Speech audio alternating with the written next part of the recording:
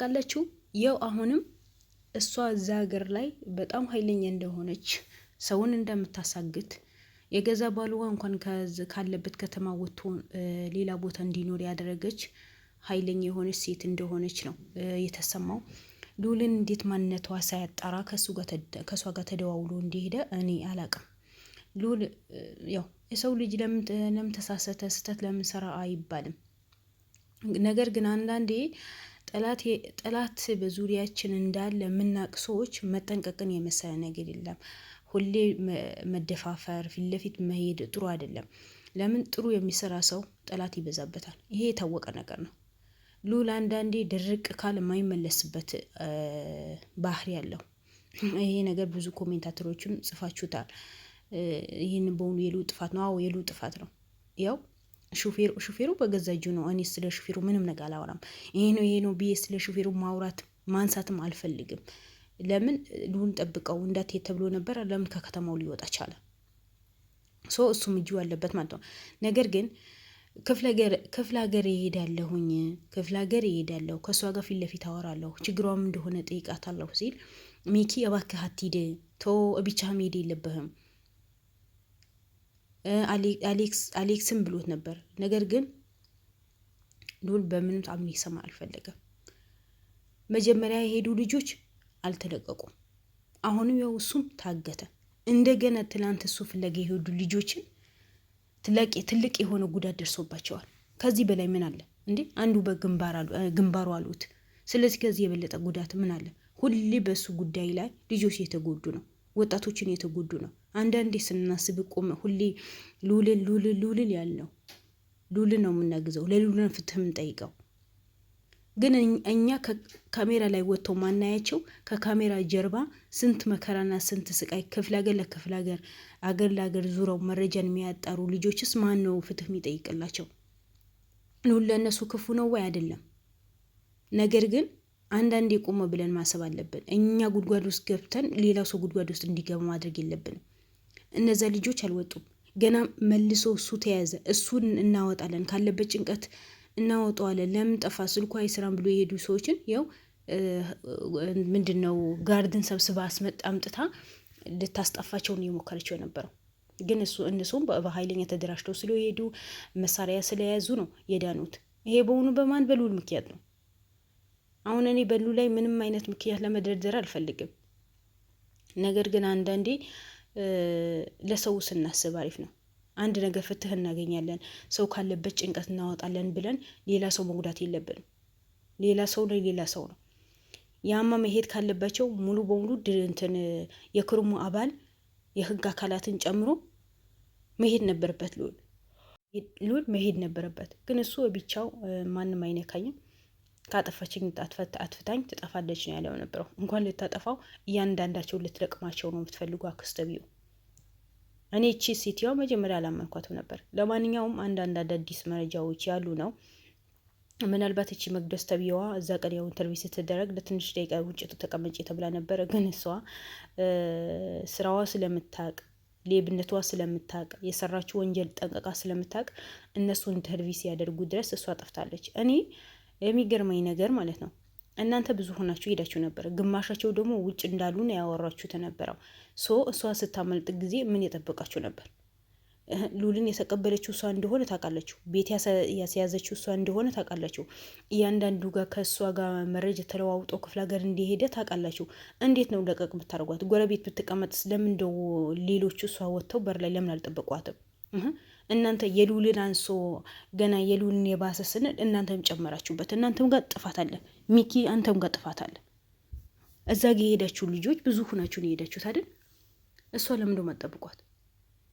ምክንያቱም የሆነ ከእሷ ጋር የሆነ የምትሰሙት ነገር አለ። ሁለተኛ ደግሞ እዛ ጋር እንኳን እናንተ ፊት ለፊት ቁጭ ብላችሁ ኢንተርቪው የምታደርጓት እናንተ ተውትና፣ እናንተ የምናየው እኛ ቪዲዮ የምናየው እኛ ልጁ በሷ ፊት ምንም ነገር አላወራም ሲል ጊዜ ምን ያክል እንደተንደባበረች እንዴት እንደሆነች በባኒ ግልብጥ እንዳለች እኮ ያሳውቅባት ነበር። ስለዚህ እናንተ እዛ ጋር ሚኪም እኮ ደንግጣ እንዴት ምናምን ብለህ ነበር እሷ ስትንደናባበር። ስለዚህ በዛ ሰዓት አንድ ሰው ለምን ተከትሏት አልወጣም? አንድ ሰው ለምን አልጠበቃትም? መልእክት እኮ አሳይታለች እኮ የሆነ እሷ የምታውቀው ነገር እንዳለ እኮ ግራ ተገብታ ነበር። የምትይዘውን ነገር ጠፍቶበት ነበር። በዛ ሰዓት እንዴት እናንተ ጥርጣሬ ውስጥ አልገባችሁ? እንዴት ልትከታተሏት አልቻላችሁ? እንዴት ታመልጣለች? እሷ መለጠች ማለት እኮ ሉል አይገኝም ማለት ነው። ሉል የውሃ ሽታ ሆኖ ቀረ ማለት ነው። በእርግጥ ፈጣሪ ይጠብቋል። እሱ ፈጣሪ ያለው። እንደዚህ ስል ጊዜ እኔ በክፋት እንዳታስቡብኝ ውድ ቤተሰቦቼ። ክፋትን አስቤ አይደለም። ለሉል እኔ መቼም ክፋት አላስብም። እሷ ድንብርብሯ ወጥተዋል። ያዩ ነው እንዲለቀቅ ያደርጓታል።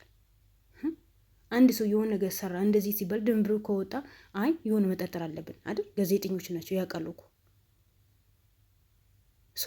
አሁንም ቢሆን በሌላ ወንጀል ላይ ሌላ ወንጀል መጨመር፣ በሌላ ጉዳት ላይ ሌላ ጉዳት መጠበቅ የለባችሁም። እሱ አለበት የተባለ ቦታ የምትሄዱን ከሆነ በጣም ተደራጅታችሁ መሄድ አለባችሁ። የነስር አይን ክሮሞች ሳይሆን የለበልባል ክሮሞች መሄድ አለባቸው። የህግ አካላት መጨመር አለባቸው።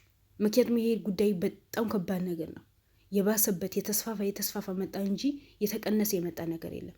እያንዳንዳችሁ የተለቀማችሁ ነው። እያንዳንዳችሁ ላይ ጉዳት የደረሰ ነው። በየቦታው ልጅ ያለው ይኖራል፣ ቤተሰብ የሚደርሰው አለ። ስለዚህ ለምን እንደው ያ ነገር ማታስቡት?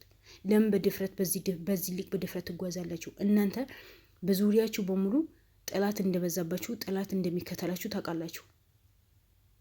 አሁን ከምንም ሆነ ኬትም ሆነ ከዛ ካላችሁበት ሀገር ከህግ ጋር ተመካክራችሁ ከቀበሌ ጋር ተመካክራችሁ እቺ ሴትዮ ባለችበት እንድትያዝ ማድረግ አለባችሁ። ምክንያቱም መቅደስን ተያዘች ማለት ሉል ካለበት ቦታ ይወጣል ማለት ነው። አሁንም ሉል ያሳገተችው እሷ ትሆናለች ወይ ሉል አከስት ትሆናለች ወይ? እሱ ጥርጣሬ ውስጥ ነው።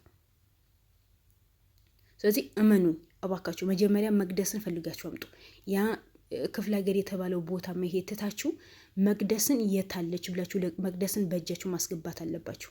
መቅደስን እጃችሁ ውስጥ ከገባችሁ በኋላ ከዛ ሉል ፍለጋ ትሄዳላችሁ። ያማ እሷ በኃይለኛ ብር ተከፈላት ያክስቷ አሳልፋ የሰጠችው ወይ እሷ ብር ልትቀበለው አስፈራርታ ብር ልትቀበለው ስለፈለገች የሆነ ቦታ አሳግተዋለች። የሉል ነፍስ ያለው እኮ በእሷ እጅ ላይ ነው ከፈጣሪ በታች። ስለዚህ እቺ ሴት ለምን ነው ማትያዘው ነው? መጀመሪያ እሷ ለምን እጃችሁ ሳታስገቡ ለምን በዚህ ልክ የሆነ ለቀቅ ብላችሁ ነው ቁጭ ያላችሁት? ያኔ ምንም ነገር አልመሰላችሁም በበሷ በመጥፋቷ ምንም ነገር። ይሄ ልጅ እኮ ገና ወጣት ነው፣ ታዳጊ ነው፣ ለመኖር የሚጓጓ ልጅ ነው። ገና ብዙ ነገር የሚጠብቀው ልጅ እኮ ነው። ያንዳንዱ ስለ ሀገሩ ተጨንቁ፣ ያንዳንዱ የነገራችሁ። እናንተ ግን ሁሉ ነገር ለቀቅ ብላችሁ ነው የምታደርጉት ነገራቶች መሆኑ። ተመልካችን ለአንዳንዴ ለተመልካችም አስቡ። ተመልካች እናንተ የሆነ ነገር ሆነ ስትሉ እኮ እንቅልፋቶ የሚያደርሰው አለ፣ የሚጨናነቅ ሰው አለ። ስለ እናንተ ስንት ነገር የሚሳሳ ሰው አለ፣ እንደ ጫው የሚሟሟ ሰው አለ። ስለዚህ ለተመልካችን ማሰብ አለባችሁ። እዛ ግን እናንተ የምትጎዱት ነገር ብቻ ሳይሆን ተመልካች በእናንተ ዙሪያ እናንተ የሆነ ነገር እንኳን እንደዚህ ታግታችሁ ሌላ ሀገር ሂዳችሁ የሆነ ነገር ደርሶባችሁ ሳይሆን ከተማ ላይ ስትሰሩ የሆነ ነገር ድምፅ ከተሰማ ምን ያክል እንደምንጨነቅ ምን ያክል ነፍሲያችን እንደሚወጣ ራሳችን ነው የምናውቀው። ለእናንተ ህዝብ ሲያዝንላችሁ እናንተ ደግሞ ለህዝብ ማዘን አለባችሁ። ሁሌ እኮ እናንተ መደገፍ የለብንም አይደል እንዴ? ለእኛም ማሰብ አለባችሁ። ዛሬ ስሜታዊ ሁኜ ስናገር ውድ ቤተሰቦች የስሜታዊ ሁኜ አይደለም የምናገረው፣ እውነቱ ነው የተናገርኩት። ለምን እነሱ እንደዚህ ትናገር ያልሽ እንዳትሉኝ። አንዳንዴ የሰው ስህተቱ ጥፋቱ መናገር አለብን። የሰው ልጅ ጥፋት ይሰራል፣ ይሳሰታል። ግን ከዛ ስህተት መታረም አለ። ሁሌ ይህ ነገር መደጋገም ጥሩ አይደለም። እኔ የሆነ ስራ የምሰራ ከሆነ በዙሪያ ሁሌ ጠላት የሚበዛብኝ ከሆነ መጠንቀቅ አለብኝ። ፈጣሪ ያለ፣ አዎ ፈጣሪ ያለ። ግን ፈጣሪም ሰበብ አድርሱ ነው ያለው። ሰበብ አድርሰን ነው እሱን ሁሉ ነገር ሰበብ እንዲያደርስን የሚያደርገን እሱ ነው። ግን ከሱ በታች ደግሞ ሰው ለእኛ ሰው ይጠቅመናል። የእኛ መድኃኒታችን ሰው እንደሆነ የእኛ መርዛችንም ሰው ነው። ስለዚህ ውድ ቤተሰቦች እንግዲህ አሁን ሚኪ እንዳለው ሉል አለበት የተባለው ቦታ ልጅቷ ሳያለሁ ብላለች። ሉል እዛ ክፍለ ሀገር ይሄዳል የሚል ግምት ነው ያለው። ያኔ ሙሉ በሙሉ ሳይሆን ግምት ነው ያለው። ስለዚህ እስኪ ወደዛ ሂደው ምን አዲስ ነገር ያገኛሉ ይሆን? ሉል ይገኛል ይሆን? ሉልስ ያለበት ታግቶ ይሆን? እውነት መቅደስ አሳግተው ይሆን? ወይስ አክስቱ እጅ ገብቶ ነው የሚሰቃየው ይሆን? አሁንም ሉል ባለበት ሁኔታ ምንም የታወቀ ነገር የለም። የሆነ ኬዝ ማለቂያው ላይ ነው ሉል እንደዚህ አይነት ችግር ውስጥ የሚገባው፣ እንደዚህ አይነት ጉዳት የሚደርስበት። አሁንስ እናቱ አሳዝናኛለች። የምር በየጊዜ እናት ማልቀስ፣ በየጊዜ መደንገጥ።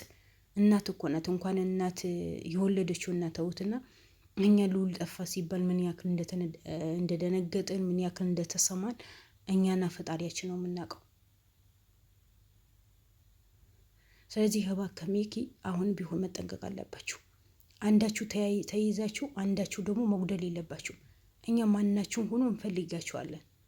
ስለዚህ አንድ ነገር ስታረጉ ጊዜ ነገራቶችን ማስተካከል አለባችሁ። ነገራቶችን እንዲስተካከሉ ራሳችሁን የጠበቃችሁ መጓዝ አለባችሁ እንጂ በግዴለሽነት መጓዝ የለባችሁ። አንዱ ጠፍቷን ሌላው መደገም የለበትም። አንዱ ተጎቷን ሌላው መጎዳት የለበትም። እሺ አሁን እናንተ አግዛለሁ ብሎ የሄደ ግንባሩን መቱት፣ ጥቅሙ ምንድን ነው? እንዳያግዛችሁ እኮ ነው የሚሆነው። ይሄ ነገር እንዳይፈጠር ደግሞ መጠንቀቅ አለባችሁ፣ በደንብ መጠንቀቅ አለባችሁ። ትሄዱበታላችሁ የተባለው ቦታ ደግሞ መጀመሪያ በደንብ አጣሩ። ዝም ብሎ በሎኬሽን መጓዝ አይደለም። ማታውቁት ሀገር እኮ ነው የሄዳችሁት። እና ውድ ቤተሰቦች እኔ ምን ብዬ እንደማወራ ለራሴ ግራ ገብቶኛል። የምሬ ነው የምላችሁ። የሆነ ነገራቶች ተደጋጋሙ። አንዱ አለቀ ሲባል አንዱ በየጊዜ ኬዙ አልቆ መጨረሻ ላይ ወይ የሆነ ሰው ይጎዳል፣ ወይ የሆነ ሰው ይጋጫል፣ ወይ የሆነ ሰው ይፈነከታል፣ ወይ የሆነ ሰው ይሞታል። እንዴ በልዑል ኬዝ ላይ አንድ ቀን በስርዓት ያለቀ ነገር እኮ የለም። ሁሌ የክሩሙ አባል ይጎዳል። አንድ ወንድማችን እንደዚህ ህይወቱ አልፈዋል። ሌሎቹ ስንቶቹን ነው የተጎዱት? አንዴ እግራቸው፣ አንዴ ምናቸው። እሺ እነሱ ታክሞ ደነዋል። ግን ህይወቱ ያጠነው ወንድማችን መመለስ እንችላለን? አንችል። ግን ለእውነት ብትሞቱም ችግር የለውም። ግን መጠንቀቅ አለብን ነው። እነዚህ ወጣቶች መርገፍ የለባቸውም። ልዑልስ ለምን ይጎዳል? በየጊዜ መታገት፣ በየጊዜ ዱላ፣ በየጊዜ ያልሆነ ነገር ህመም። እሱ አርፎ ተርፎ እኛም የተጎዳን እናቱም የተጎዳች እኮ ነው። ስለዚህ ይሄ የኔ አስተያየት ነው። እናንተ ማስተያየታችሁ እጠብቃለሁ። በተናገርኩት ነገር ግን ቅርም ያስብል ነገር ካለ በጣም ይቅርታ። ነገራቶችን ስለተደጋገሙ ነው። አሁንም ቢሆን ልዑል ባለበት ወጥቶ ደስተኛ የምንሆንበት ጊዜ ቅርብ እንደሚሆንን አልጠራጠርም።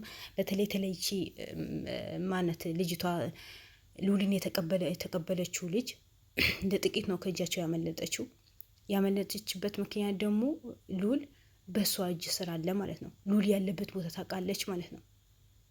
እሷም እንድትገኝ ልዑልም ካለበት ጭንቀት እንዲወጣ ፈጣሪ ደርሶለት ፈጣሪ አግዞት ከጭንቁ ተገላግሎ ከእኛም ከቤተሰቡ ከእናቱም ተቀላቅሎ ደስታው የሚያሳልፍበት ጊዜ ቅርብ ያድርግለት።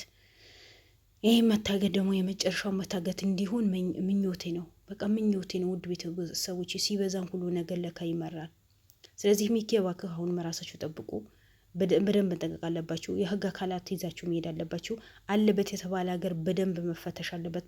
በደንብ አክስቱም አለበችበት የተባለ ቦታ ከህግ አካላት ጋር ከፖሊስ ጋር ሄዳችሁ እያንዳንዱ መበርበር አለባችሁ። እችም ልጅ ደግሞ ባለችበት እንድትያዝ የህግ ወረቀት መጥሪያ ማውጣት አለባችሁ። እንግዲህ ጥሩ ነገር እንደምታሰሙን አልጠራጠርም። በጥሩ ነገር እንጠብቃለን። ውድ ቤተሰቦች ላይ ሼር ሰብስክራይብ አድርጉ። ወዳችኋለሁ። ሰላም አለይኩም።